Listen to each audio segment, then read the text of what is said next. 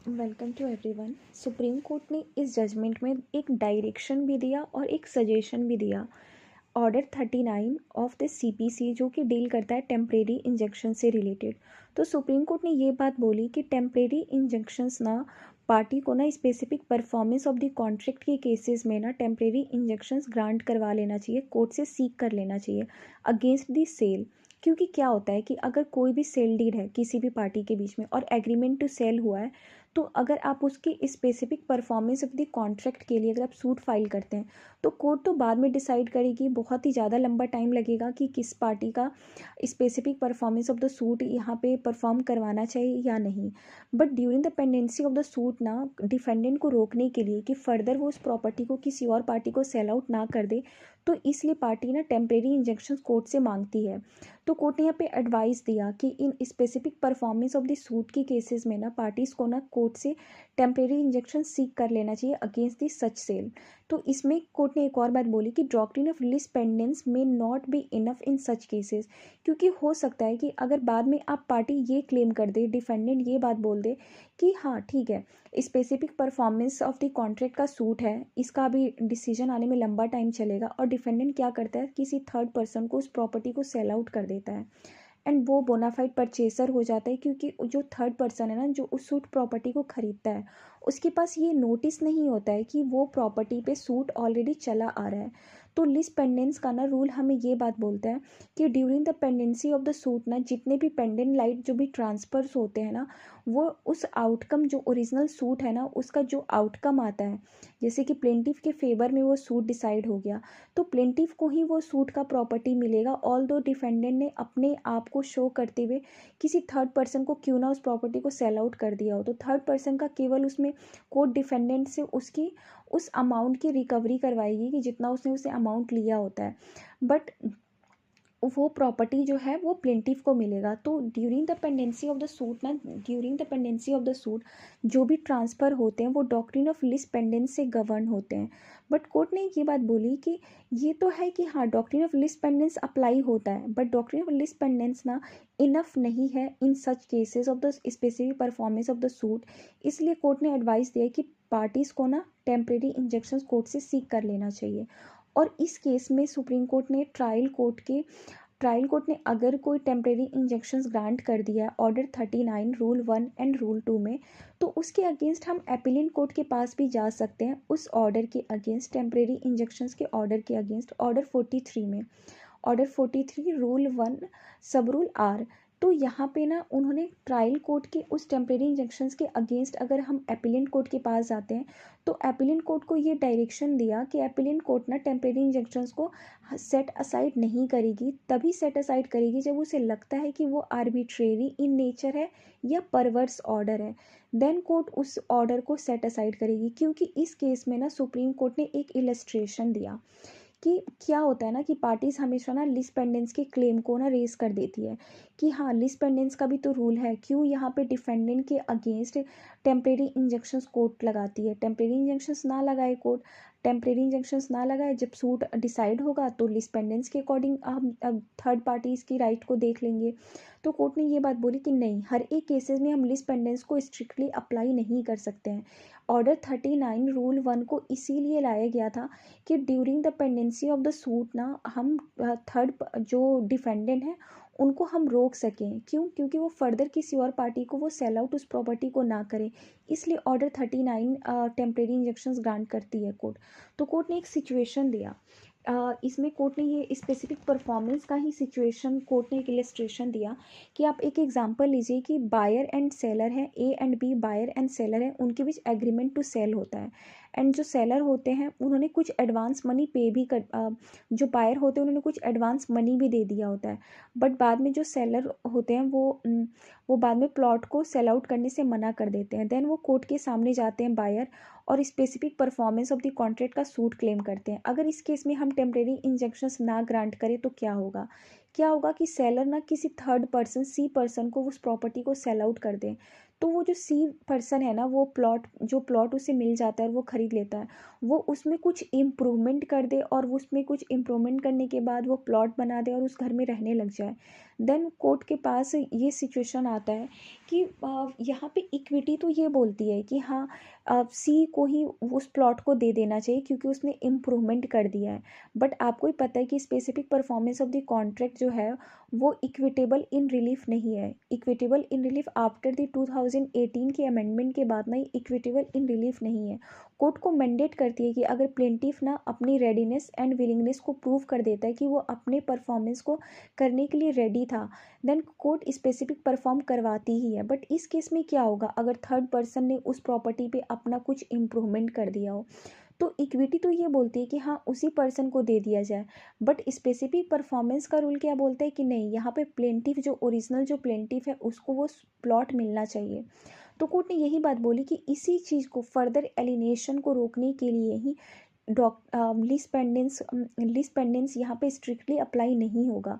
इसीलिए further alienation and further transfer को रोकने के लिए टेम्परेरी इंजेक्शंस ग्रांट किया जाता है। तो कोर्ट ने यही बात बोली कि यहाँ पे टेम्परेरी इंजेक्शन जब भी ट्रायल कोर्ट ग्रांट करती है ना, तो उसको ना ट्रायल कोर्ट के उस टेम्परेरी इंजेक्शंस के ऑर्डर को आप अगर अपील पे जाते हैं तो अपीलेंट कोर्ट को ना उसे सेट असाइड हमेशा हर केसेस में नहीं करना चाहिए। उन्हें एग्जामिन करना चाहिए कि क्या जो ऑर्डर था वो परवर्स इन नेचर है या वो आर्बिट्रेरी है, देन कोर्ट उसको सेट असाइड करेगी। ये केस का मैं आपको फैक्ट्स बताऊंगी बहुत ही कम शब्दों में, आपको बहुत इंटरेस्टिंग ये केस लगेगा। इस केस में 3 भाई होते हैं जो कि प्लेंटिफ नंबर 1, 2, 3 होते हैं, एंड जो डिफेंडेंट नंबर 1 होते हैं वो प्लेंटिफ नंबर 1, 2, 3 के भाई ही होते हैं। मतलब तीन भाई होते हैं जो प्लेंटिफ्स होते हैं एंड एक भाई उनमें से डिफेंडेंट होता है। और जो डिफेंडेंट नंबर 2 होते हैं वो डिफेंडेंट नंबर 1 की वाइफ होती है, defendant number 2। And defendant number जो 3 होते हैं वो डिफेंडेंट नंबर 1 एंड 2 के सन होते हैं। एंड प्लेंटिफ नंबर 3, 4, 5 जो होते हैं वो प्लेंटिफ जो 1, 2, 3 जो होते हैं, मतलब प्लेंटिफ में 1, 2 एंड 3 उनकी भी 3 वाइफ होती हैं जो कि प्लेंटिफ नंबर 4, 5, 6 होते हैं। तो यहाँ पे 6 प्लेंटिफ्स होते हैं एंड 3 डिफेंडेंट होते हैं जो कि डिफेंडेंट नंबर 1, 2 एंड 3 जो कि हस्बैंड वाइफ एंड उनके सन होते हैं। तो जो ओरिजिनल जो सूट का जो प्रॉपर्टी होता है ना वो डिफेंडेंट में defendant number 1 and defendant number 2 ये ज्वाइंटली एंड प्लेंटिफ्स जो होते हैं, जो तीनों भाई होते हैं और उन तीनों की जो वाइफ होती हैं, उन सब ने मिलके एक प्रॉपर्टी को ख़रीदा होता है। और उस प्रॉपर्टी को ख़रीदने के बाद में उन्होंने पावर ऑफ अटॉर्नी ना डिफेंडेंट नंबर 1 को दे दिया होता है केवल एडमिनिस्ट्रेटिव वर्क के लिए।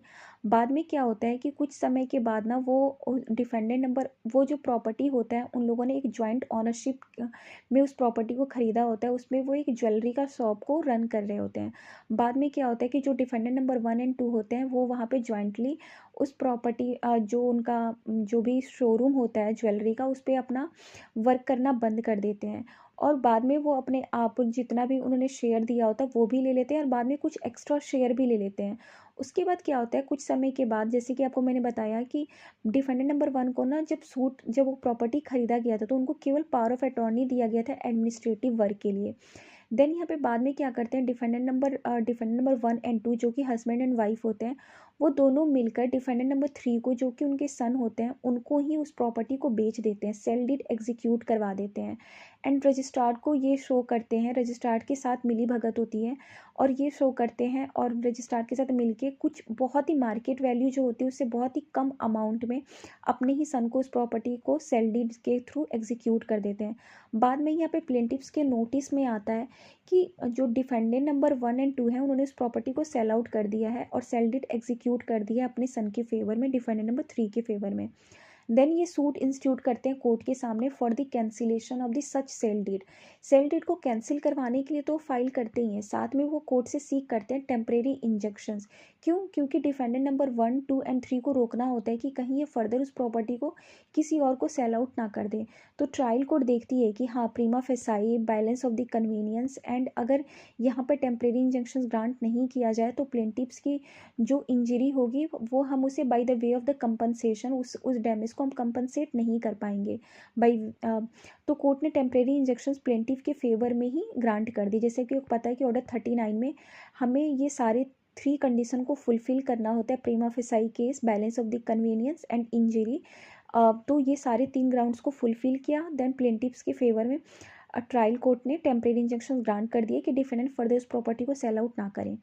तो जैसा कि आपको मैंने बताया ही कि ऑर्डर 43 ये प्रोवाइड करती है कि हम इंट्रीम ऑर्डर टेम्परेरी इंजेक्शंस के अगेंस्ट हम उस ऑर्डर के अगेंस्ट हम अपीलेंट कोर्ट के पास जा सकते हैं।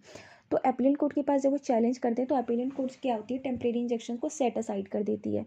जैसे ही टेम्परेरी इंजेक्शन को सेट असाइड करती है, डिफेंडेंट नंबर 1 एंड 2 एंड 3 जब कोर्ट के पास जाते हैं एंड उनके अपील को कोर्ट यहाँ पे क्या कर देती है, अलाउ कर देती है और अपीलेंट कोर्ट के टेम्परेरी इंजेक्शन को सेट असाइड कर देती है। जैसे ही उनके अलाउ करती है और सेट असाइड कर देती है टेम्परेरी इंजेक्शंस को, तो यहाँ पे जो डिफेंडेंट नंबर 3 जो कि सन होते हैं, उन्होंने अपने ही मदर एंड फादर से उस प्रॉपर्टी को खरीदा होता है, मतलब उनके फेवर में सेल डीड एग्जीक्यूट किया गया होता है। वो क्या करते हैं, किसी थर्ड पर्सन को सेल आउट कर देते हैं। और during the pendency of the appeal, जब वो प्लेंटिव्स जब प्लेंटिव्स के नॉलेज में आता है कि जो अपील है, जो अपीलेंट कोर्ट ने इंटरिम इंजंक्शन को सेट असाइड कर दिया, तो उसको चैलेंज करते हैं सुप्रीम कोर्ट के पास। और सुप्रीम कोर्ट के पास जब वो अपील पेंडिंग होती है ना, उसी पेंडेंसी के ड्यूरेशन में उन्होंने थर्ड पर्सन को सेल आउट कर दिया डिफेंडेंट नंबर 3 ने। तो यहाँ पे कोर्ट ने ये बात बोली कि जो अपीलेंट कोर्ट ने टेम्परेरी इंजेक्शंस को जो सेट असाइड किया था, अपीलेंट कोर्ट ने ट्रायल कोर्ट की टेम्परेरी इंजेक्शंस की ऑर्डर को, उन्होंने ये नहीं वहाँ पे एग्जामिन किया, ना ही देखा कि क्या जो टेम्परेरी इंजेक्शंस का जो ऑर्डर ट्रायल कोर्ट ने ग्रांट किया था प्लेंटिफ्स के फेवर में, क्या वो आर्बिट्रेरी इन नेचर था या परवर्स इन नेचर था।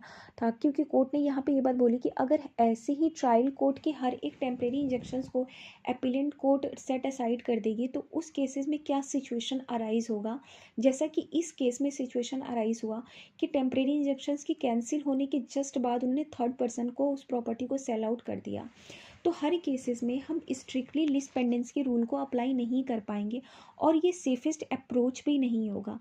इसीलिए टेम्परेरी इंजेक्शंस हर एक केसेस में जब ट्रायल कोर्ट ग्रांट करती है तो उसको अपीलेंट कोर्ट को सेट असाइड नहीं करना चाहिए, क्योंकि वो टेम्परेरी इंजेक्शंस तो टेम्परेरी इन नेचर होता है। क्यों? क्योंकि आप खुद देखो कि केवल पार्टीज़ को रोका जाता है कि वो प्रॉपर्टी को सेल आउट ना करें। जैसा अभी प्रॉपर्टी की जो कंडीशन है उसे उसी कंडीशन में रहने देना चाहिए, इसीलिए टेम्परेरी इंजेक्शंस ग्रांट किया जाता है। तो कोर्ट ने यहाँ पे ट्रायल कोर्ट को एक डायरेक्शन दिया कि आर्बिट्रेरी इन नेचर, अगर अपीलेंट कोर्ट को ये डायरेक्शन दिया कि ट्रायल कोर्ट की ऑर्डर को तभी कैंसिल किया जाएगा जब वो temporary injections arbitrary in nature होगा या परवर्स इन नेचर होगा। तो यहाँ पे कोर्ट ने परवर्सिटी को भी एक्सप्लेन किया। परवर्सिटी को क्या एक्सप्लेन किया कोर्ट ने, यहाँ पे हो सकता है कि आपसे एग्जामिनेशन में परवर्सिटी को पूछ लिया जाए, और ये बेसिकली ज़्यादातर डीजीएस में, हरियाणा में एंड हिमाचल जुडिशरी में से क्वेश्चन आ सकते हैं, क्योंकि वो डायरेक्ट जजमेंट्स को लेकर ही पूछते हैं।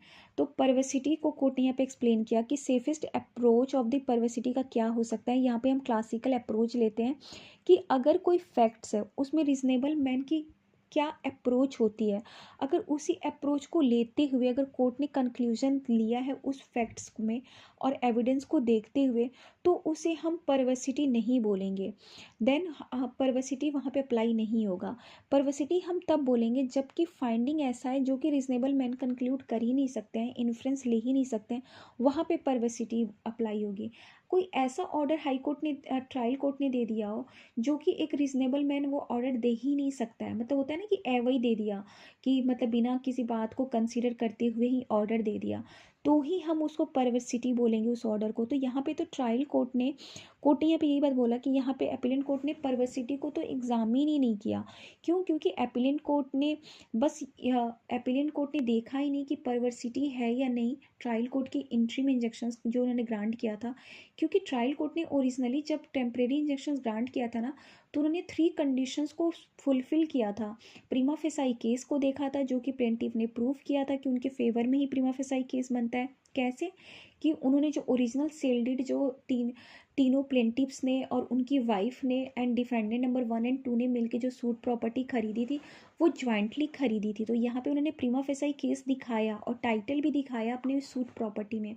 तो यहाँ पे प्रीमा फेसाई का भी ग्राउंड प्रूफ, प्रीमा फेसाई का भी कंडीशन फुलफिल हो जाता है, जो कि टेम्परेरी इंजेक्शन में आपको फुलफिल करना होता है। दूसरा कंडीशन क्या, दूसरा कंडीशन उन्होंने बैलेंस ऑफ द कन्वीनियंस भी अपने फेवर में दिखाया। तीसरा उन्होंने ये भी दिखाया कि अगर टेम्परेरी इंजंक्शन ग्रांट नहीं किया जाएगा तो प्लेंटिफ को ऐसा इंजरी हो सकता है जो कि बाद में हम कंपनसेट नहीं कर पाएंगे by the way of the money. तो ये तीनों ग्राउंड्स को देखने के बाद ही ट्रायल कोर्ट ने टेम्परेरी इंजंक्शन को ग्रांट किया था in the favour of the plaintiff. तो यहाँ पे आपको समझ में आई होप आया हो कि कोर्ट ने कैसे यहाँ पे एग्जामिन किया। एंड ये बहुत इंटरेस्टिंग जजमेंट है, मुझे लग रहा है कि आप इस जजमेंट को पढ़ेंगे तो आपको आपको भी लगेगा कि हाँ बहुत इंटरेस्टिंग जजमेंट है। ऑल्दो मैंने ब्रीफ फैक्ट्स आपको एक्सप्लेन किया एंड कोर्ट की गाइडेंस भी यहाँ पे मैंने को बताया कि कोर्ट ने क्या गाइडलाइन दिया, एपिलेंट कोर्ट को क्या डायरेक्शन दिया कि जब भी वो कैंसिल करेंगे टेम्परेरी इंजंक्शंस को तो किन किन बातों को ध्यान में रखकर वो टेम्परेरी इंजंक्शंस को कैंसिल करेंगे एपिलेंट कोर्ट। एंड दूसरा कि कोर्ट ने यहाँ पे सजेशन दिया कि जब भी स्पेसिफिक परफॉर्मेंस का सूट है ना तो ये एडवाइस दिया कि पार्टी टेम्परेरी इंजेक्शन सीक कर ले कोर्ट से, क्योंकि doctrine of least pendens apply नहीं हो पाता है हर एक केसेस में, ये गुड इनफ नहीं है। क्योंकि आप खुद देखो कि अगर बहुत सारे मल्टीपल हाथों प्रॉपर्टी अगर एक्सचेंज हो जाती है देन कैसे कोर्ट वहाँ पे लीस्ट पेंडेंस की रूल को स्ट्रिक्टली अप्लाई करेगी। एंड ये एक तरह से देखा जाए तो बहुत सारी केसेस आएंगी, बहुत सारी पार्टीज मिलकर केसेस फाइल करेंगी ना। आप खुद देखो ना कि यहाँ पे बहुत सारे यहाँ पे इसी केस में जो डिफेंडेंट नंबर 1 एंड 2 ने मिलकर अपने ही बेटे को प्रॉपर्टी सेल आउट कर दिया तो यहाँ पे डिफेंडेंट नंबर 3 हो गया। बाद में डिफेंडेंट नंबर 3 ने जैसे टेम्परेरी इंजेक्शंस के को कैंसिल करवा दिया उन्होंने एपिलेंट कोर्ट से, उन्होंने फर्दर उस प्रॉपर्टी को किसी थर्ड पर्सन को सेल आउट कर दिया। तो कितना अजीब सिचुएशन क्रिएट हो गया। एक तरफ तो इक्विटी ये बोलती है कि हाँ उस पर्सन को दे देना चाहिए क्योंकि वो बोनाफाइड परचेसर है, पर दूसरे साइड आप देखो तो यहाँ पे प्लेंटिफ जो ओरिजिनल प्लेंटिफ है उनका राइट क्या है। तो इसीलिए कोर्ट टेम्परेरी इंजंक्शंस ग्रांट कर देती है कि फर्दर प्रॉपर्टी में ना एलिनेशन ना हो, ट्रांसफर ना हो। ऑल दो doctrine of least pendens apply होता है कि वो during the pendency of the suit जितने भी ट्रांसफ़र होते हैं वो आउटकम जो ओरिजिनल सूट होता है उससे ही गवर्न होते हैं। बट कहीं ना कहीं एक बहुत टिपिकल सिचुएशन क्रिएट हो जाता है, इसीलिए कोर्ट टेम्परेरी इंजेक्शन ग्रांट कर देती है। तो आई होप इस वीडियो के थ्रू सम एक्सटेंट तक मैंने वैल्यू ऐड किया हो। एंड आपके कुछ भी पॉइंट्स रह रहे हैं तो आप मुझसे कमेंट बॉक्स में पूछ सकते हैं, मैं ट्राई करूँगी कि मैं आंसर करूँ। Thank you so much.